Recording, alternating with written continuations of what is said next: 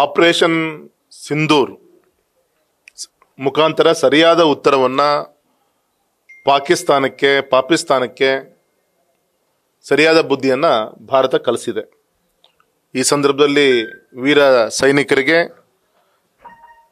ಘನ ಸರ್ಕಾರದ ನೇತೃತ್ವ ವಹಿಸಿಕೊಂಡಿದ್ದ ಮೋದಿಜಿಯವರಿಗೆ, ಕ್ಷೇತ್ರದ ಜನರ ಪರವಾಗಿ ನಾನು ಅಭಿನಂದನೆ ಸಲ್ಲಿಸ್ತೇನೆ. ಈಗಾಗಲೇ ಆ ಯಶಸ್ಸಿಗೋಸ್ಕರ ಇಡೀ ದೇಶಾದ್ಯಂತ ಸೈನಿಕರನ್ನ ಅಭಿನಂದಿಸುವಂತ ಕಾರ್ಯಕ್ರಮ ಕೂಡ ಆಗ್ತಾ ಇದೆ. ತಿರಂಗ ಯಾತ್ರೆ ಆಗ್ತಾ ಇದೆ.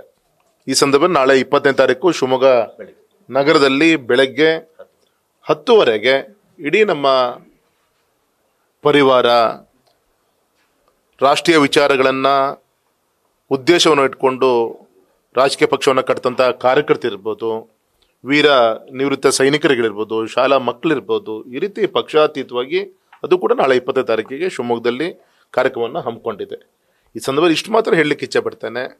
ಇಂಥ ಒಂದು ಸಂದರ್ಭದಲ್ಲೂ ಕೂಡ ಗೌರವಿತ ನರೇಂದ್ರ ಮೋದಿಜಿಯವರು ದೇಶದ ಒಂದು ಗೌರವವನ್ನು ಮತ್ತೆ ಭಾರತದ ಪ್ರಜೆಗಳನ್ನು ಮುಟ್ಟಿದ್ರೆ ಏನ್ ಮಾಡ್ತೀವಿ ಅಂತೇಳಿ ಸಂದೇಶವನ್ನು ಕೊಡುವಂತ ಕೆಲಸವನ್ನ ಮಾಡಿದ್ದಾರೆ. ಈ ಸಂದರ್ಭದಲ್ಲಿ ಈ ವಿರೋಧ ಪಕ್ಷದ ನಾಯಕರುಗಳು ಸಣ್ಣತನದ ಹೇಳಿಕೆಗಳನ್ನ ಕೊಡೋದು ಬಿಟ್ಟು ಭಾರತದ ಒಂದು ಐಕ್ಯತೆ ವಿಚಾರ ಬಂದಾಗಾದ್ರೂ ಕೂಡ ಒಂದು ಗೌರವದಿಂದ ನಡ್ಕೊಂಡಾಗ ಮಾತ್ರ ಒಂದು ದೇಶಕ್ಕೆ ಗೌರವ ಸಿಗ್ಲಿಕ್ಕೆ ಸಾಧ್ಯ ಆಗತ್ತೆ. ಆದಿಕ್ಕಲ್ಲಿ ಅವ್ರ ಜವಾಬ್ದಾರಿ ನಿರ್ವಹಣೆ ಮಾಡಬೇಕು ಅಂತ ನಾನು ಈ ಸಂದರ್ಭದಲ್ಲಿ ಒತ್ತಾಯನ ಮಾಡ್ತೀನಿ ಸರ್. ಶಾಂತಿ ಅಂದ್ರು ಈಗ ಏನು ಕದನ ವಿರಾಮ ಘೋಷಣೆ ಮಾಡಿದಕ್ಕೆ ಅದಕ್ಕೆ ವಿರೋಧ ಮಾಡ್ತೀರಾ?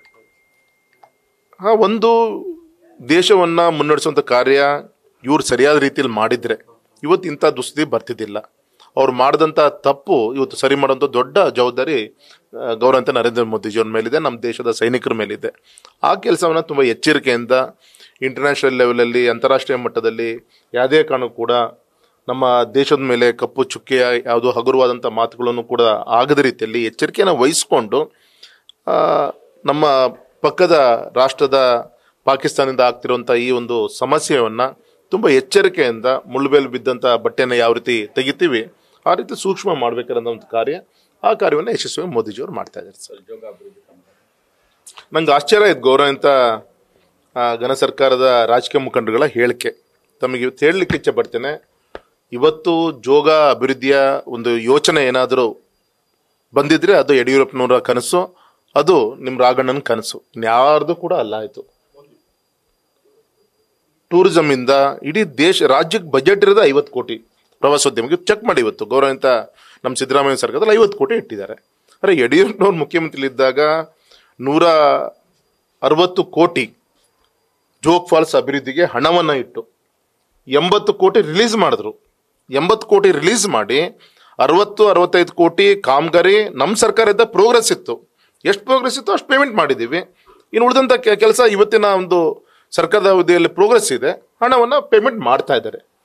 ಬಜೆಟಲ್ಲಿ ಹಣನೇ ಇಟ್ಕೊಂಡು ಇವರು ಎಲ್ಲಿಂದ ಪೇಮೆಂಟ್ ಮಾಡಬೇಕಾಗಿತ್ತು?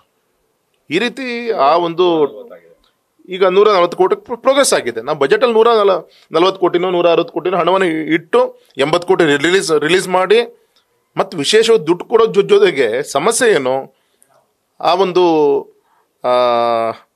ಜೋಗ ಅಭಿವೃದ್ಧಿಯನ್ನು ಮಾಡಬೇಕು. ಬೌಂಡ್ರಿ ಏನಿದೆ, ಬಫರ್ ಝೋನ್ 10 ಕಿಲೋಮೀಟರ್ ಇತ್ತು. ಆ ಗುಡ್ಡದ ತುದಿಯಿಂದ 10 ಕಿಲೋಮೀಟರ್ ಬಫರ್ ಝೋನ್ ಸುತ್ತ ಮಾಡಿದ್ರೆ ಅಲ್ಲಿ ಅಭಿವೃದ್ಧಿ ಮಾಡ್ಲಿಕ್ಕೆ ಒಂದು ಮನೆ ಕಟ್ಟಕ್ಕೆ ಅವಕಾಶ ಇದ್ದಿಲ್ಲ. ಕೇಂದ್ರಕ್ಕೆ ಈ ಫೈಲನ್ನು ತೆಗೆದುಕೊಂಡು ಹೋಗಿ ಆ ಬಫರ್ ಝೋನ್ ಅನ್ನ 10 ಕಿಲೋಮೀಟರ್ 1 ಕಿಲೋಮೀಟರ್ಗೆ ಹಿಂಭಾಗಕ್ಕೆ ನಾವು ಸರಿಸಿದ್ವಿ. ಸರಿಸಿದಂತ ಪ್ರತಿಫಲವಾಗಿ ಇವತ್ತು ಅಲ್ಲಿ ಹಣವನ್ನು ಖರ್ಚು ಮಾಡಿ ಇವತ್ತು ಅಭಿವೃದ್ಧಿ ಮಾಡ್ತಾ ಇದೀವಿ.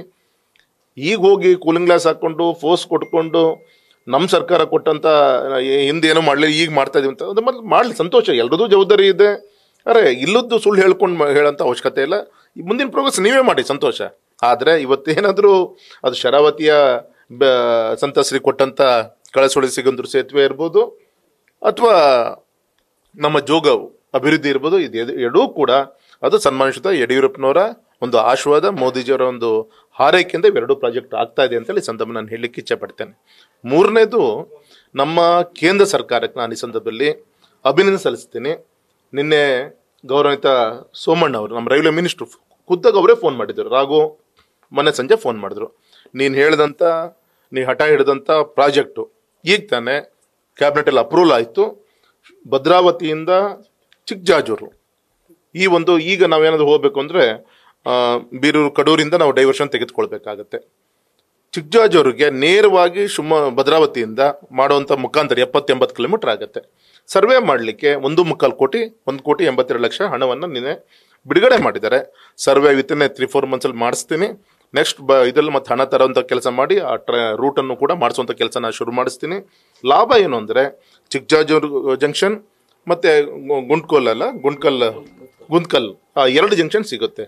2 ಜಂಕ್ಷನ್ ಸಿಕ್ಕರೆ ಇಡೀ ದೇಶದ ಪ್ರತಿ ಮೂಲೆಯೂ ಕೂಡ ನಮ್ಮ ಶಿವಮೊಗ್ಗದಿಂದ, ಮಲೆನಾಡು ಭಾಗದಿಂದ ಮತ್ತು ಈ ಭಾಗದಿಂದ ಎಲ್ಲ ಕಡೆನೂ ಹೋಗ್ಲಿಕ್ಕೆ ಅವಕಾಶ ಆಗುತ್ತೆ. ಬಟ್ ನಾಟ್ ಓನ್ಲಿ ಶಿವಮೊಗ್ಗ, ಇಡೀ ನಮ್ಮ ಮಧ್ಯ ಕರ್ನಾಟಕದಿಂದ ಇಡೀ ನಮ್ಮ ದೇಶಕ್ಕೆ ಒಂದು ಸಂಪರ್ಕ ಕೊಡುವಂಥ ಒಂದು ಸೇತುವೆ ಈ ಹೊಸ ರೈಲ್ವೆ ಯೋಜನೆ. ಮತ್ತು ವಿಶೇಷವಾಗಿ ನನ್ನ ಆಸೆ ಏನಿದೆ ಅಂದರೆ, ನಂಗೆ ವಿಶ್ವಾಸ ಇದೆ, ಗೌರವಂತ ಕುಮಾರಸ್ವಾಮಿಗಳು ಕೂಡ ಹಾರ್ಡ್ ವರ್ಕ್ ಮಾಡ್ತಾ ಇದ್ದಾರೆ, ನಾನು ಕೂಡ ಫಾಲೋ ಅಪ್ ಮಾಡ್ತಾ ಇದ್ದೀನಿ. VISL ಫ್ಯಾಕ್ಟ್ರಿನ ರೀಓಪನ್ ಮಾಡಲಿಕ್ಕೆ ಒಂದು 15,000 ಕೋಟಿ ಹಣವನ್ನು ಕೊಡಲಿಕ್ಕೆ ಏನು ಬೇಕು ಆ ದಿಕ್ಕಲ್ಲಿ ನಂಬರ್ ಆಫ್ ಮೀಟಿಂಗ್ಸ್ಗಳು ಆಗ್ತಾ ಇದೆ. ಈ ಸಂದರ್ಭದಲ್ಲಿ ನಾಳೆ ದೇವ್ರು ಕಂಡುಬಿಟ್ಟು ಅದು ರೀಓಪನ್ ಆಗುವಂಥ ಸಂದರ್ಭದಲ್ಲಿ ಈ ರೈಲ್ವೆ ರೂಟು ಕೂಡ ಆದರೆ ನಮಗೆ ಬಳ್ಳಾರಿ ಹೊಸಪೇಟೆ ಕಡೆಯಿಂದ ಮೈನ್ಸನ್ನು ಕೂಡ ನಮ್ಮ VISL ಫ್ಯಾಕ್ಟ್ರಿ ತರಲಿಕ್ಕೆ ಅನುಕೂಲ ಆಗುತ್ತೆ. ಸೊ ಎಲ್ಲದೂ ಕಣ್ಮುಂದಿಟ್ಕೊಂಡು ವಿನಂತಿ ಮಾಡಿಕೊಂಡಿದ್ದೆ. ಕೇಂದ್ರ ಸರ್ಕಾರ ಅದಕ್ಕೆ ಸ್ಪಂದನೆ ಕೊಟ್ಟು ಸರ್ವೆ ಮಾಡಲಿಕ್ಕೆ ಹಣವನ್ನು ಬಿಡುಗಡೆ ಮಾಡಿದೆ. ಈ ಸಂದರ್ಭದಲ್ಲಿ ಗೌರವಿತ ನಮ್ಮ ಸೋಮಣ್ಣ ಸಾಹೇಬರಿಗೆ ಮತ್ತು ಅಶ್ವಿನ್ ವೈಷ್ಣವ್ ಅವರಿಗೆ, ನಮ್ಮ ರೈಲ್ವೆ ಮಿನಿಸ್ಟ್ರಿಗೆ ನಾನು ಈ ಸಂದರ್ಭದಲ್ಲಿ ಕ್ಷೇತ್ರ ಜನರ ಪರವಾಗಿ ನಾನು ಅಭಿನಂದನೆ ಸಲ್ಲಿಸ್ತೇನೆ. ಶರಾವತಿ ವಿಚಾರದಲ್ಲಿ ನಾನು, ಗೌರವಂತ ಜ್ಞಾನೇಂದ್ರ ಅವರು, ಹಾಲಪ್ಪನವರು, ನಮ್ಮ ಜಿಲ್ಲೆಯ ಎಲ್ಲ ನಾಯಕರುಗಳು ಪಕ್ಷಾತೀತವಾಗಿ ಸಂಬಂಧಪಟ್ಟಂಥ ಅಧಿಕಾರಿಗಳ ಜೊತೆಗೆ ಜಿಲ್ಲೆಯ ಅಧಿಕಾರಿ ನೇತೃತ್ವದಲ್ಲಿ ಮೀಟಿಂಗನ್ನು ಮಾಡಿದ್ವಿ. ಒಂದು ಒಳ್ಳೆಯ ಅವಕಾಶ ಕೊಟ್ಟಿದೆ ಕೇಂದ್ರ ಸರ್ಕಾರ, ಸುಪ್ರೀಂ ಕೋರ್ಟ್ ಒಳ್ಳೆಯ ಅವಕಾಶ ಕೊಟ್ಟಿದೆ. ಯಾವುದೇ ಕಾರಣಕ್ಕೂ ಕೂಡ ಅವ್ರನ್ನ ಎತ್ತಾಕ್ರಿ ಅಂತ ಹೇಳಿಲ್ಲ. ಸಮರ್ಪಕವಾದಂಥ ದಾಖಲೆಗಳನ್ನು ಕೋರ್ಟಿಗೆ ನೀವು ಪ್ರೊಡ್ಯೂಸ್ ಮಾಡಿ ಅಂತೇಳಿ ರಾಜ್ಯ ಸರ್ಕಾರಕ್ಕೆ ಹೇಳಿದೆ. ಕೇಂದ್ರ ಸರ್ಕಾರನೂ ಕೂಡ ಸೆಂಟ್ರಲ್ ನಮ್ಮ ಸಾಲಿಡೇಟರ್ ಜನರಲ್ ಅವರು ಕೂಡ ಪಾಸಿಟಿವ್ ಆಗಿ ಸುಪ್ರೀಂ ಕೋರ್ಟಲ್ಲಿ ನಮ್ಮ ಶರಾವತಿ ರೈತರ ಪರವಾಗಿ ನಮ್ಮ ಸರ್ಕಾರದ ಅವತ್ತು ಯಡಿಯೂರಪ್ಪನವ್ರ ನಿಲುವೇನಿತ್ತು ಅದಕ್ಕೆ ಸ್ಪಂದನೆಯನ್ನು ಕೊಟ್ಟಿದೆ. ಹಾಗೆ ಈ ಸಂದರ್ಭದಲ್ಲಿ ಸರಿಯಾದ ರೀತಿಯಂಥ ದಾಖಲೆಗಳನ್ನು ಒದಗಿಸ್ಬೇಕಾಗಿರೋದು ರಾಜ್ಯ ಸರ್ಕಾರದ ಕರ್ತವ್ಯ. ಅದಕ್ಕೆ ಈಗ ಆಲ್ರೆಡಿ ಫಾರೆಸ್ಟು ಎಷ್ಟು ಬ್ಲಾಕ್ಗಳನ್ನು ರಿಲೀಸ್ ಮಾಡಿದ್ರು ಅನ್ನೋ ದಾಖಲೆ ನಮ್ಮ ಹತ್ರ ಇದೆ. ಆದರೆ ಆ ಬ್ಲಾಕಲ್ಲಿರೋಂಥ ರೈತರು ಯಾರ್ಯಾರು ಇದ್ರು ಅನ್ನೋ ವಿಚಾರದಲ್ಲಿ ಆ ದಾಖಲೆಗಳನ್ನು ಕೊಡಬೇಕಾಗಿರೋದು ರಾಜ್ಯ ಸರ್ಕಾರದ ಕರ್ತವ್ಯ. ಆದರೆ ಇಲ್ಲಿ ಏನಾಗ್ತಿದೆ ಅಂದರೆ, ಆ ರೈತನ ಗುರುತಿಸುವಂಥ ದಿಕ್ಕಿನ ಸ್ವಲ್ಪ ರಾಜಕಾರಣ ನಡೀತಾ ಇದೆ. ಅವತ್ತಿಂದ ಇರುವಂಥ ತಲೆಮಾರುಗಳನ್ನು ಬಿಟ್ಟು ಉಳಿದಂಥ ಅವ್ರಿಗೆ ಬೇಕಂತ ಅಣ್ಣ ತಮ್ಮ ಅಕ್ಕ ತಂಗಿಯನ್ನು ಸೇರಿಸುವಂಥ ಪ್ರಯತ್ನ ಆಗಿದೆ. ದಯಮಾಡಿದಲ್ಲಿ ಯಾವುದೇ ಕಾರಣಕ್ಕೂ ಗೊಂದಲಗಳು ಆಗೋದು ಬೇಡ. ಸರಿಯಾದ ರೀತಿಯಲ್ಲಿ ಇದನ್ನು ರೈತರ ಒಂದು ಪಟ್ಟಿಯನ್ನು ಒದಗಿಸುವಂಥ ಕೆಲಸವನ್ನು ರಾಜ್ಯ ಸರ್ಕಾರ ಮಾಡಬೇಕು. ಮತ್ತು ರೈತರು ಕೂಡ ನಾವು ವಿನಂತಿ ಮಾಡ್ಕೊತೀವಿ, ಈ ಟೈಮಲ್ಲಿ ನೀವು ಗೊಂದಲ ಮಾಡಿಕೊಂಡ್ರೆ ಮುಂದೆ ಶಾಶ್ವತವಾಗಿ ನಿಮಗೆ ಸಿಗಬೇಕಂತ ನ್ಯಾಯಕ್ಕೆ ತೊಂದರೆ ಮಾಡ್ಕೊತೀರಿ. ಈ ಸರಿ ರೈತರು ಕೂಡ ಸಹಕಾರ ಕೊಡಬೇಕು, ಸರ್ಕಾರನೂ ಕೂಡ ಒಂದು ಒಳ್ಳೆ ರೀತಿಯಿಂದ ಹೆಜ್ಜೆನ ಇಡಬೇಕು. ಏನಾಗಿದೆ ಅಂದರೆ, ಈಗ ಸುಮಾರು 20,000 ಹತ್ತತ್ರ ಭೂಮಿಯನ್ನು ಒಟ್ಟು ಈಗ ನಮ್ಮ ರೈತರು ಶರಾವತಿ ಹೆಸರಲ್ಲಿ ಉಳುಮೆಯನ್ನು ಮಾಡ್ಕೊಂಬಂದಿದ್ದಾರೆ. ಆದರೆ ಅವತ್ತು ಆ ಡಿನೋಟಿಫಿಕೇಶನ್ ಮಾಡಲಿಕ್ಕೆ ರಿಲೀಸ್ ಆದಂಥ ಭೂಮಿ 9,250 ಎಕರೆ. ಸೊ ಮೊದಲು 9,250 ಎಕರೆ ಭೂಮಿಯನ್ನು ನಾವೇನಾದರೂ ಸರಿಯಾದ ರೀತಿಯಲ್ಲಿ ಸುಪ್ರೀಂ ಕೋರ್ಟಿಗೆ ಕೊಟ್ಟು ಮನವರಿಕೆ ಮಾಡಿದ್ರೆ ಅದು ಕ್ಲಿಯರ್ ಆಯಿತು ಅಂದರೆ ಸೆಕೆಂಡ್ ಸ್ಟೆಪ್ಪಲ್ಲಿ ನೆಕ್ಸ್ಟ್ ಇನ್ನು 10,000 ಎಕರೆಯನ್ನು ಮತ್ತೆ ಕೊಡ್ಲಿಕ್ಕೆ ಅವಕಾಶ ಇದೆ. ಇಲ್ಲೇ ನೀವು ಕಳ್ಕೊಂಡ್ಬಿಟ್ರೆ, ಮದರ್ ಡಿಡೇ ನೀವು ಕಳ್ಕೊಂಡ್ಬಿಟ್ರೆ ನೆಕ್ಸ್ಟ್ ನೀವು ಮರಿ ಮಕ್ಕಳು ಮಾಡಿದ್ದು ಲ್ಯಾಂಡಿಗೂ ಕೂಡ ಸಂಕಷ್ಟ ಆಗುತ್ತೆ. ಈ ದೃಷ್ಟಿಯಿಂದ ನೀವು ರೈತರು ಕೂಡ ಸಹಕಾರ ಕೊಡಬೇಕು. ಹಿಂದೆ ನಮ್ಮ ಸರ್ಕಾರ ಇದ್ದಾಗ 9,250 ಎಕರೆ ಇದರಲ್ಲಿ ಯಾವ್ಯಾವ ರೈತರು ಇದ್ರು ಅಂತೇಳಿ ಆ ದಾಖಲೆ ನಾವು ಕೇಂದ್ರಕ್ಕೆ ಪ್ರೊಡ್ಯೂಸ್ ಮಾಡಿದ್ವಿ. ಅದು ರೀವೆರಿಫೈ ಮಾಡಿ ಕಳ್ಸಕ್ಕೆ ಹೇಳಿದ್ದಾರೆ. ಸೊ ಅದನ್ನು ಸ್ಪಷ್ಟವಾಗಿ ಕಳಿಸುವಂಥ ಕೆಲಸ ಮಾಡಬೇಕು ಅಂತ ನಾವು ವಿನಂತಿಯನ್ನು ಮಾಡ್ಕೊತೀವಿ. ನ್ಯೂಸ್ ಫಸ್ಟ್, ನಿರ್ಭೀತಿಯಿಂದ ನಿಮ್ಮ ಪರವಾಗಿ.